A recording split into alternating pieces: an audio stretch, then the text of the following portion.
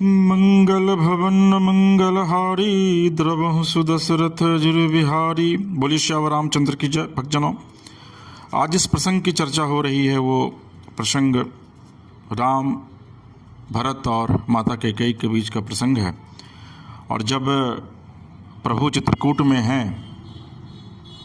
लक्ष्मण जी और माता जानकी जी के साथ, तो भरत अपने तमाम अयोध्या वासियों के साथ जो है वो वहाँ पहुँचते हैं और प्रभु को मनाने की कोशिश करते हैं।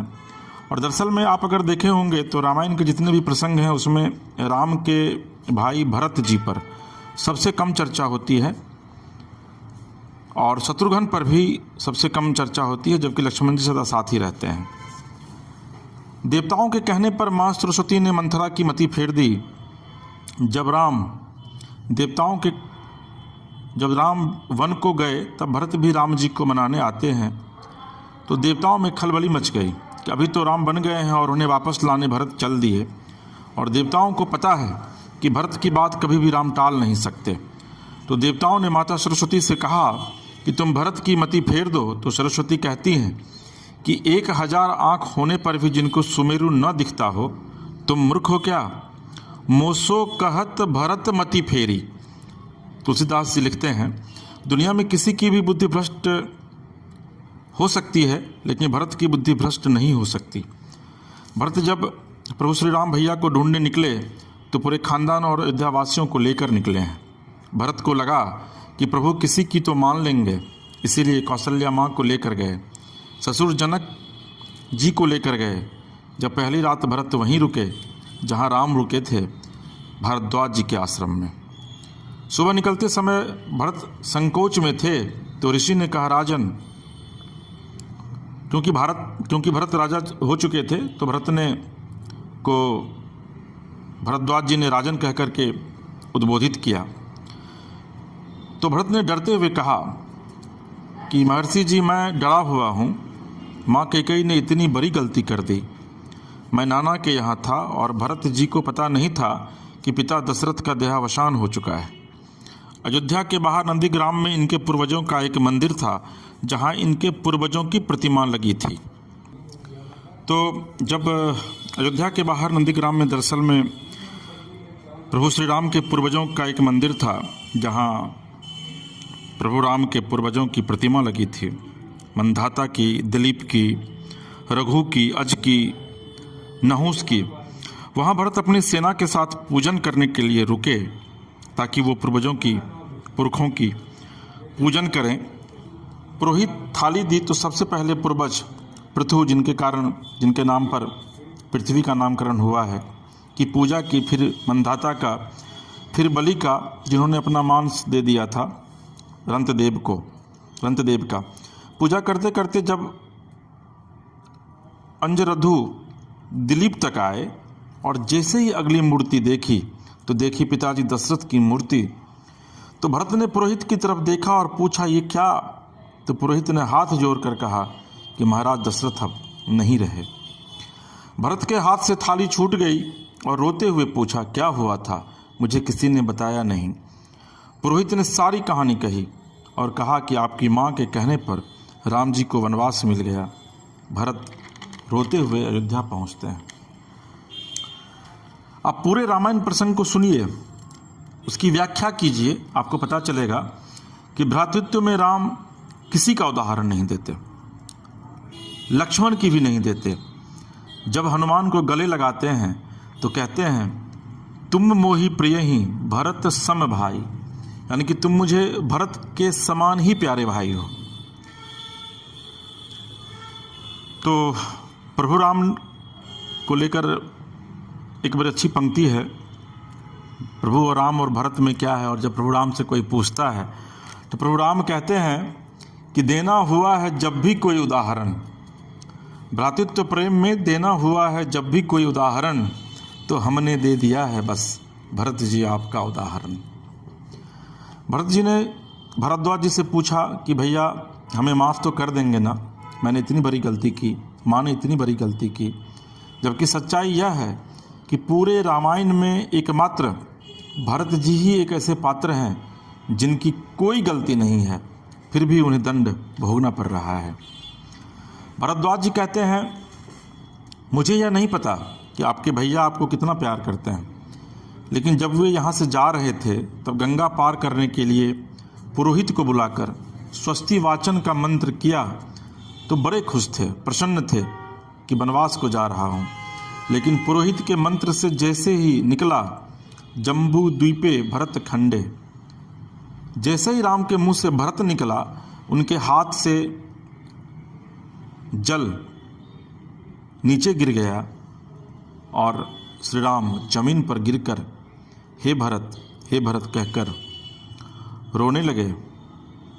तो प्रभु तुम्हें कितना प्रेम करते हैं इसका अंदाज़ा भरत जी आपको हो गया होगा। और इसी को विधिवत गाया भी गया है कि अपने आंसू से गंगा को धोते रहे, हाथ में जल लिए राम रोते रहे, हाथ में जल लिए राम रोते रहे। अच्युतम केशवम कृष्ण दामोदरम राम नारायणम जानकी वल्लभम। प्रभु श्री राम करुणा से भरे हुए हैं, इसलिए करुणा निधि हैं। सदा जनता की भावनाएं ही सत्य नहीं होती, ये भी प्रभु श्री राम ने बताया है। और इस देश के लोकतंत्र का पहला मानक श्री राम ने गढ़ा, जिन्होंने यह कहा कि हमेशा जनता सत्य नहीं होती बल्कि नीति सत्य होती है। जब राम जंगल गए तो सब उन्हें लौटाना चाहता था, अगर वे उसी दिन लौट जाते तो सब खुश हो जाते, लेकिन राम ने जनमत का सम्मान नहीं किया बल्कि नीति का सम्मान किया। पहली बार जब चित्रकूट पहुँचे तो प्रभु का स्वागत करने के लिए वन देवी आई और प्रभु से सेवा का आदेश मांगा। यथाज्ञता पैती महाराज, वन देवी ने कहा कि जैसी आपकी आज्ञा। और फिर ये प्रसंग बहुत लंबा है, इस पर चर्चा मैं किस दिन और करूँगा। यहाँ हम लोग भरत और प्रभु श्री राम की चर्चा कर रहे हैं। तो बिना चप्पल के भरत जी अयोध्या से चले थे। उन्होंने अपना जो खराव था उसको उतार दिया था उन्होंने अयोध्या में, क्योंकि उनको ये पता था कि जो भैया गए हैं वन तो उनके साथ वो खाली पैर गए हैं, उन्होंने खराव भी उतार दिया है। तो बड़ी अच्छी पंक्ति लिखते हैं बाबा तुलसीदास कि भई मृदु भूमि सकुचि मन मनहि, कोमल चरण चलत बिनु पनहि। इसका मतलब है कि भगवान स्वयं कष्ट सह सकते हैं, पर जो उन्हें प्रेम करता है वो कष्ट सहे ये प्रभु बर्दाश्त नहीं कर सकते। चित्रकूट में रात्रि का समय है, चांदनी खिली हुई है, चंद्रमा निकला हुआ है। यह वह पल था जहाँ से राम और रामायण की कहानी पलट सकती थी। अगर दशरथ के अंधेरे कक्ष का एक निर्णय जब राम को वन तक लाया, तो आज पूर्णमासी की चांद के तले राम का एक निर्णय राम को अयोध्या ले जा सकता है या फिर लंका ले जा सकता है। राम कथा की सबसे महत्वपूर्ण रात्रि है यह, जिसमें भरत, शत्रुघ्न, तीनों माताएं, सास ससुर सब यही कहने आए हैं कि राम अब लौट चलो। तदंतर बैठी सभा उटज के आगे, नीले वितान के तले द्वीप बहु जागे। टकटकी लगाए नयन सुरों के थे वे, परिणामोत्सुक उन भयातुरों के थे वे। वह चंद्रलोक था कहाँ चांदनी वैसी, प्रभु बोले गिरा गंभीर गूढ़ निर्निधि जैसी। जब सबने खाना खा लिया तब प्रभु श्री राम भरत से पूछते हैं, हे भरत भद्र, हे भरत भद्र अब कहो अभिप्सित अपना, सब सजग हुए भंग हुए ज्यों सपना। बोले भरत, भरत बोलते हैं प्रभु श्री राम से, हे आर्य रहा क्या भरत अभिप्सित अब भी, मिल गया अकंटक राज्य उसे जब तब भी। पाया तुमने तरु तले अरण्य बसेरा, रह गया अभिप्सित शेष तदपि क्या मेरा। यह आपको फिर से यह बताना चाहेंगे कि भरत रामायण रूपी इतिहास के एकमात्र ऐसे पात्र हैं जिसकी कोई गलती नहीं है, लेकिन फिर भी वह बिना गलती के प्रायश्चित कर रहा है क्योंकि गलती उनकी माँ ने की थी। और यहीं से राम का लोकतंत्र प्रारंभ होता है। पूरी अयोध्या सोचती है कि कैकेयी अपराधीन है। राम उस रात दो काम करते हैं, एक तो भरत को लोकतंत्र का मंत्र देते हैं और कैकेयी को स्वीकार कर क्षमा का मंत्र देते हैं। प्रभु श्री राम को पता था कि भरत जब लौट जाएगा तो वो माँ से बात नहीं करेगा, इसलिए जब तीनों माएँ कौशल्या, कैकेयी और माँ सुमित्रा पहुँचती हैं तो प्रथम राम भेटी कैकेयी। उनको पता था कि कैकेयी के प्रति लोगों के मन में अच्छी अवधारणा नहीं है। राम को पता है कि कैकेयी की मनोदशा कैसी है, इसीलिए प्रभु श्री राम सबसे पहले माँ कैकेयी को जाकर प्रणाम करते हैं, उनसे गले लगते हैं और उनसे उनका हाल चाल पूछते हैं। कैकेयी ने खुद भी स्वीकार किया है कि उनसे जो अपराध हुआ है वह किसी से नहीं हो सकता, न भूतो न भविष्यति, न कभी हुआ था और न आने वाले दिनों में कभी होगा। क्योंकि कोई भी माँ, दुर्गा सप्तशती अगर आप पढ़ते हैं तो उसमें भी लिखा गया है, कुपुत्रो जायत तो क्वचिदपि कुमाता न भवति। पुत्र कुपुत्र हो सकता है लेकिन माँ कभी कुमाता नहीं होती। अब जरा इस प्रसंग को सुनिए। कहते आते थे यही सभी नरदेही, माता न कुमाता पुत्र कुपुत्र भले ही, पर हाय आज ये सुने विरुद्ध विधाता, है पुत्र पुत्र ही बनी कुमाता माता। युग युग तक चलते रहे कठोर कहानी, थी रघुकुल में भी एक अभागिन रानी। थूके मुझ पर त्रैलोक्य भले ही थूके, जो कोई जो कह सके कहे क्यों चूके। ये माँ कैकेयी चित्रकूट में जो दरबार लगी हुई है उस दरबार में कहती है। अब आगे का सुनिए जो आपको रोने पर विवश कर देगा कि किस तरीके से ये क्षण कैसा है कि एक माँ को अपने बेटे को मांगना पड़ रहा है। और माँ कैकेयी कहती है, छीने न भरत का किंतु मातृपद मुझसे, छीने न भरत का किंतु मातृपद मुझसे, हे राम दुहाई करूं और क्या तुझसे, हे राम दुहाई करूं और क्या तुझसे। सोचिए एक ऐसा क्षण है जब खुद के ही बेटे को कैकेयी को राम से मांगना पड़ रहा है कि राम चाहे तो सब कुछ ले लो लेकिन मेरे भरत को मुझे लौटा दो, मेरे भरत को मुझे दे दो। अब राम की बारी थी।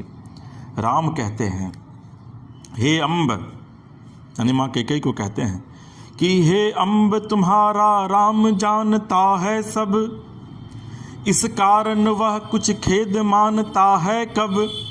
यानी कि राम कहते हैं कि मैं तो सब जानता हूँ, इसलिए मुझे किसी बात का खेद नहीं है। आपने मुझे वन दे दिया, इसका मुझे तनिक भर भी खेद नहीं है।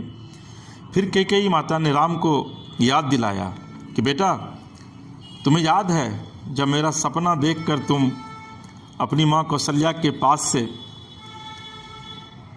आधी रात्रि को भाग आता था और कौशल्या दीदी मेरे गेट को खटखटाती थी और कहती थी, होने पर बहुधा अर्धरात्रि अंधेरी, जी जी आकर करती पुकार थी मेरी। लोग कुही तेरा कुहुक राम ये जागा, निज मझली माँ का स्वप्न देख उठ भागा। होने पर बहुधा अर्धरात्रि अंधेरी, जी जी आकर करती पुकार थी मेरी। फिर प्रभु राम कहते हैं, मैं वही राम तू वही कैकेयी मेरी, मैं वही राम तू वही कैकेयी मेरी। 100 बार धन्य वह एक लाल की माई, जिस जननी ने है जना भरत सा भाई। पागल सी प्रभु के साथ सभा चिल्लाई, 100 बार धन्य वह एक लाल की माई। अब जरा अंदाजा लगाइए कि प्रभु श्री राम कहते हैं कि हे माता, मैं आज भी तुम्हारा वही राम हूँ और तू आज भी मेरी वही कैकेयी माता है। और धन्य है तू जिसने कि भरत जैसे भाई को जन्म दिया है। अंदाज़ा लगाइए आपकी भरत क्या थे। दरअसल में रामायण में ये कहा जाता है कि एक प्रसंग है, उसकी भी चर्चा करना यहाँ बहुत ज़रूरी है कि जब चारों भाई का जन्म होता है, प्रभु राम, लक्ष्मण, भरत, शत्रुघ्न जी का, तो जो गुरु हैं, गुरु वशिष्ठ, वो चारों भाई को पालने में लिटाते हैं। तो एक पालने में राम और भरत जी को जो है वो लिटाया गया है, और वहाँ पर जान के आपको बड़ी हैरानी होगी कि राम और भरत जी का जो चेहरा था वो एक समान था। तो माँ कौशल्या पूछती है गुरु वशिष्ठ से कि मुझे यह बताइए गुरुवर कि मैं कैसे पहचानूंगी कि इसमें भरत कौन है और इसमें राम कौन है। तो गुरु वशिष्ठ कहते हैं कौशल्या जी को कि हे देवी, जो सामने देख रहा है वह राम है, क्योंकि राम हमेशा भरत को सामने देखते थे, और जो चरण की तरफ देख रहा है, यानी कि इसके आँख झुके हुए हैं, वो भरत है, क्योंकि भरत सिर्फ प्रभु राम के चरणों को देखते थे। तो भ्रातृत्व प्रेम की एक अनूठी मिसाल है, जिसकी व्याख्या आज मैंने इस प्रसंग में की है। मुझे उम्मीद है कि आपको ये प्रसंग बहुत ही अच्छा लगा होगा, और अगर आपको यह प्रसंग अच्छा लगा है तो आप हमारे YouTube चैनल मानस कथा रामायण पर जाइए और जाकर उसको सब्सक्राइब कीजिए, लाइक कीजिए, शेयर कीजिए, कमेंट बॉक्स में जाकर कमेंट कीजिए।